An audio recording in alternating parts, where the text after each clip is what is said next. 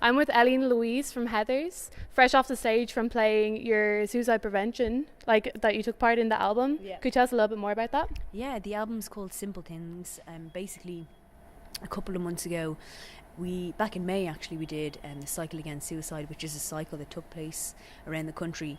Loads of people getting together to spread the word and try and cut the stigma attached to mental health and suicide and depression. And it's something that's very close to our hearts. When we wrote our latest album, Kingdom, we wrote a song called Forget Me Nots, which basically encapsulates that whole message. At the chorus of the song is "It's alright not to feel okay." So when the cycle was taking place, Jim, who was organising the cycle, contacted us, and he had heard Forget Me Nots and wanted us to be a part of everything. So Forget Me Nots became basically the theme tune, I guess, to the cycle. And we took part in it, and it was absolutely amazing. So many people got together, the atmosphere was incredible.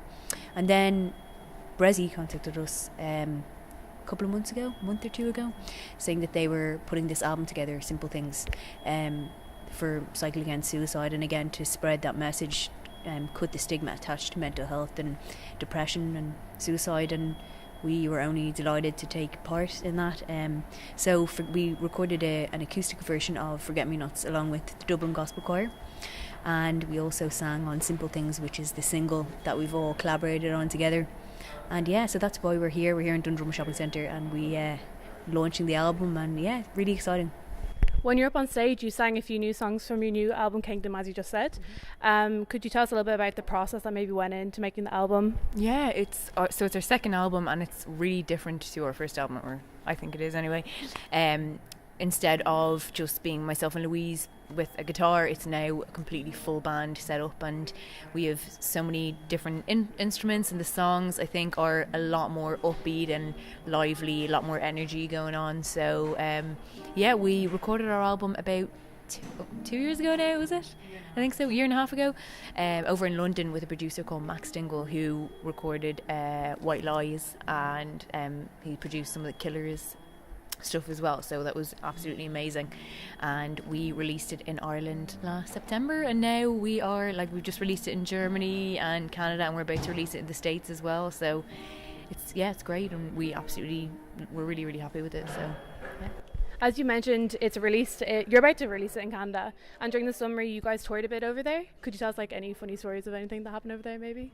In Canada? Yeah.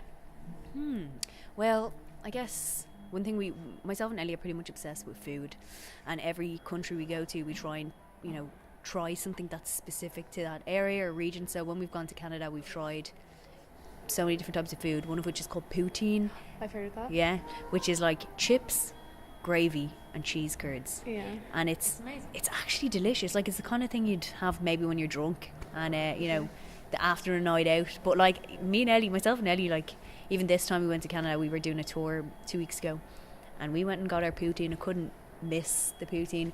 Not a necessarily funny story, but also in Ottawa, their speciality is a thing called beaver tails. And when we were told, oh yeah, you have to try the beaver tails, myself and Ellie were like, all right. And I'm vegetarian as well, so I was like, but it's basically a squashed donut, and you can get whatever you want on it. So what did we get, like Nutella, chocolate or something like that? So definitely not pretty beaver. Good. Definitely not beaver. Okay. Yeah. Funny stories about Canada, or any kind of maybe a certain date that pops out for you in your mind, like a really, really good gig that you did there, maybe. Well, maybe the States in LA. Yeah. We were actually so we've been over to the States and Canada a lot over the past couple of months. In particular, we were back in February. We went over to LA to play pre-Oscars party in J.J. Abrams' production studio. So he did Lost and Star Trek and so much more. And we were invited over to play, and Steven Spielberg and J.J. Abrams were sitting right in front of us for our whole set watching us play, and it was actually absolutely incredible, because we grew up watching so many Steven Spielberg movies, E.T., Jurassic Park, so that was pretty surreal. I think that just topped it all, really. I don't think you can get any better than that. That was pretty amazing. Yeah. And as you said, you have a new single out called Waiter, which you guys actually wrote a good few years ago, maybe 4 or 5 years ago.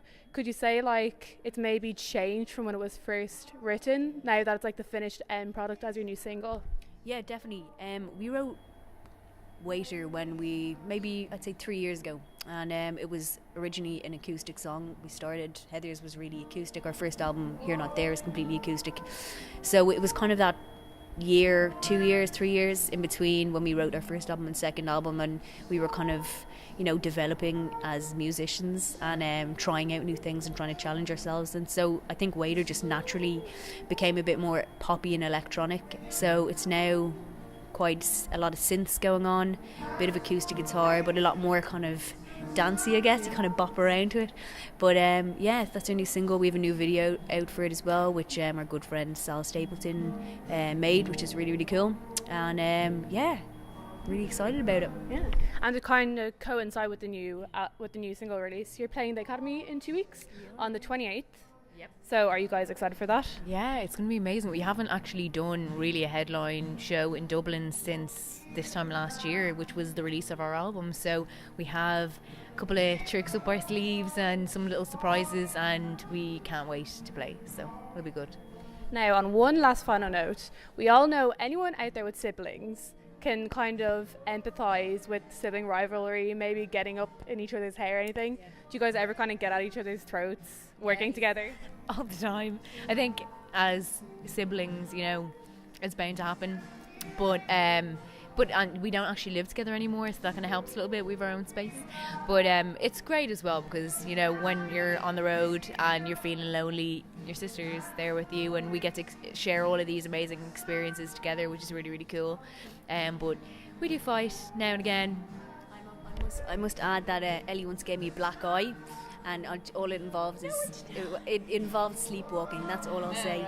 But so maybe we'll leave that for another time. Don't want to get a fight on camera here. No, we get on very well, and it's always nice to have your sibling on tour with you and stuff like that. So, feeling a bit homesick, it's nice to have Ellie there.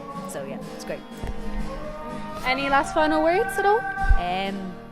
The new album's out, which you can buy at Kingdom. Yeah. Gig coming up in 2 weeks. Yeah, come to the Academy. Yeah, 28th of November. Yeah. Tickets on Ticketmaster. Yep. Yeah. Well, thanks so much, guys. Thank you.